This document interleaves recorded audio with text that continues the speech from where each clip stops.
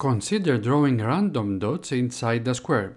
Is it possible to estimate pi, a specific irrational number which is used everywhere from these points?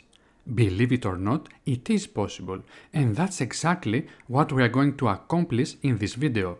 Using a Python script, we will use randomization to estimate the value of pi, and that's our first easy Python coding challenge, a new series on this channel where we try to solve interesting problems using programming. Let's get started. The method we are going to use to calculate the pi using random numbers is called the Monte Carlo simulation, where we use randomness to solve mathematical problems. Monte Carlo simulations are used in many fields, such as finance, physics, computer graphics, and others. First, consider a square with sides of length 2r. The area of this square is going to be 4r squared. Now let's draw a circle inside the square with a radius of r. The area of this circle is now pi r squared. Now here's the fun part. If we draw a random point inside the square, what is the probability of the point to be inside the circle as well?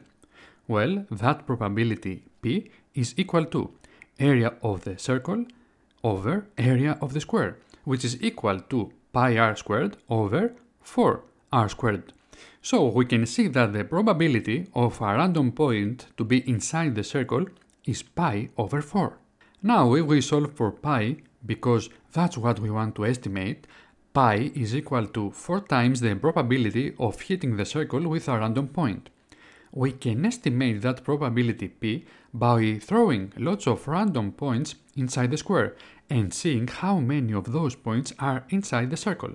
The larger the number of random points we throw, the better our estimate is going to be.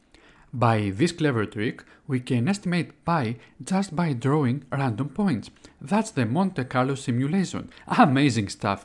We can easily do this with a computer program. As you can see, I developed a simple script to do just that, to draw a square, and inside the square to draw random points. If the point it draws is inside a circle, which has a diameter equal to the side of the square, then the point is colored red, otherwise it is colored blue. If we then divide the number of red points over the total number of points drawn and multiply that by 4, we get an estimate of the pi. As you can see, if I tell the script to generate 10,000 random points, we get 7,829 red points. So the estimation of pi is 3.1316. Cool!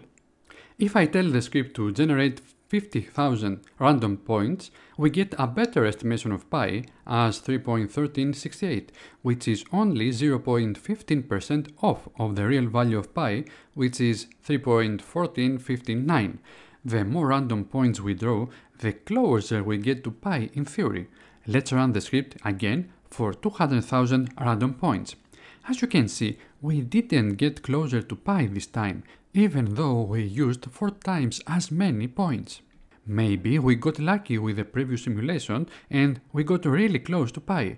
We use randomness to estimate pi, so randomness is present here as well. If we run the simulation with 50,000 points 2 more times, we can see that in one simulation we get closer to pi than the simulation with 200,000 points, and in the other one we get less accurate. Both 50,000 point simulations are less accurate than the first 50,000 point simulation.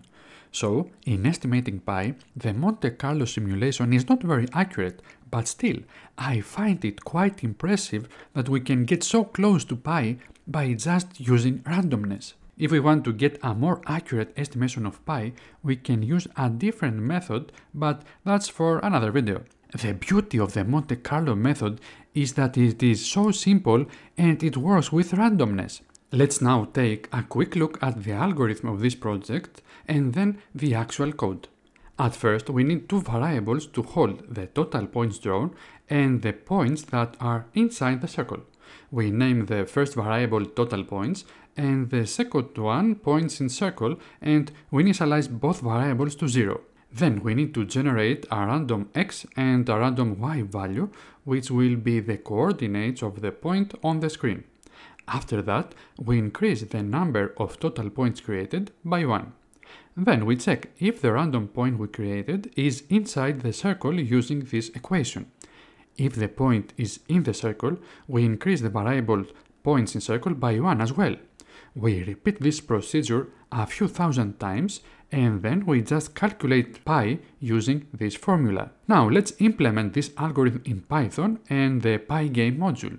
The Pygame module is a module that is being used to develop games for Python, but I am going to use it just to draw some simple graphics on the screen. First, I created a simple class to hold all the logic of the simulation. So in order to run the simulation, all we have to do is to create a Monte Carlo object and call the loop method. In the code now, we create a window which is going to have a resolution which is defined by the user. I am using the resolution of my screen in this example. Then we create all the variables we need and of course the total points variable and the points inside circle variable. After that, we draw a square with a specific width and height which is defined by the user. We display a square on the screen with the displaySquare method. Then we call the calculatePi method. At first, we are going to generate random points inside the square we drew with the generatePoint method. As you can see, the method is very simple. It just generates two random x and y coordinates for a point. The method returns the coordinates of that point.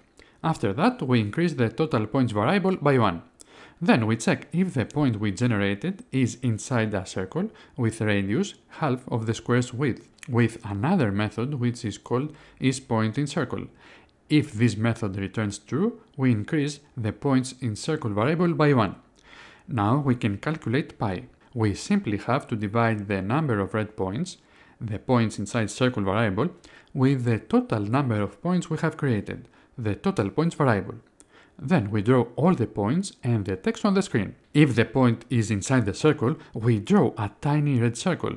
And if the point is outside of the circle, we draw a tiny blue circle.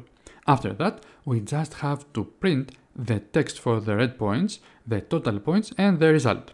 The code of this project is very simple and I describe the basic idea behind the code.